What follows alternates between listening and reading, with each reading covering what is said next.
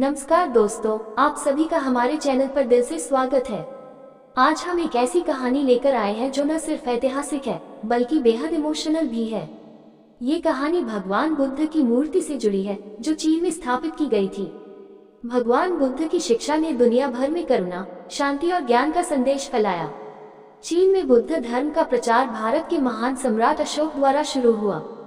हालांकि भगवान बुद्ध की सबसे प्रसिद्ध मूर्ति जो चीन के लिशान में स्थापित है वह तांग वंश 618-907 ईस्वी के दौरान बनाई गई थी। इस मूर्ति को स्थापित करने की कहानी बेहद प्रेरणादायक है। ऐसा कहा जाता है कि लिशान के एक भिक्षु ने यह महसूस किया कि नदी में अक्सर बाढ़ आती थी जिससे स्थानीय लोगों को बहुत नुकसान होता था। उन्होंने सोचा कि अगर यहाँ भगवान बुद्ध की एक विशाल मूर्ति बनाई जाए तो नदी शांत हो जाएगी।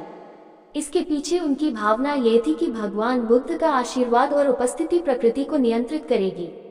इस भिक्षु ने कई सालों तक लोगों से दान और समर्थन प्राप्त कर मूर्ति बनाने का काम शुरू किया। उनका यह विश्वास और मेहनत रंग लाई। वर्षों की मेहनत के बाद यह 71 मीटर ऊंची मूर्ति बनकर तैयार हुई, जिसे लिशान बुद्ध के नाम से जाना जाता है। इस मूर्ति ने न केवल नदी की धाराओं को शांत किया बल्कि लोगों को भी आध्यात्मिक प्रेरणा दी। एक दिन उन्होंने अपने शिष्यों को बुलाकर मठ के लिए भगवान बुद्ध की एक मूर्ति बनवाने की इच्छा प्रकट की। महंत बोले, इस कार्य के लिए आप घर घर जाकर धन संग्रह कीजिए। किसी से बलपूर्वक धन मत लीजिए, जो इच्छा व खुशी से दे उसी से लीजिए। शुभ कार्य हेतु धन संग्रह भी शुद्ध तरीके से होना चाहिए। सभी शिष्य अलग अलग दिशाओं में धन संग्रह हेतु रवाना हो गए। इसी प्रक्रिया में एक शिष्य को तिन्नू नाम की एक बालिका मिली। उसके पास एक सिक्का था।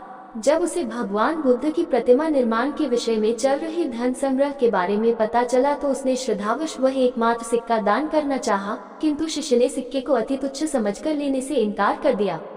कुछ दिन बाद सभी शिष्य धनराशि लेकर मठ में एकत्रित हुए। महंत ने मूर्ति का निर्माण आरंभ करवाया, किंतु अथक प्रयास के बाद भी मूर्ति संपूर्ण नहीं हो पा रही थी। कोई न कोई कमी रह जाती। इस पर महंत को संदेह हुआ। उन्होंने शिष्यों से धन संग्रह के बारे में पूछा। सभी ने बारी बारी से अपने अनुभव सुनाए।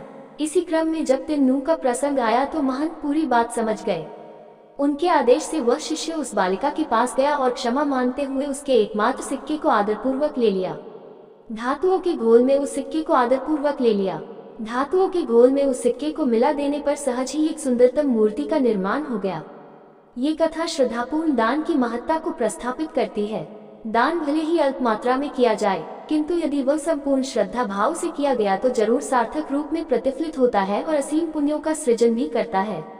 ये कहानी हमें सिखाती है कि जब हमारे पास निस्वार्थ सेवा की भावना और अटूट विश्वास होता है तो असंभव को भी संभव बनाया जा सकता है।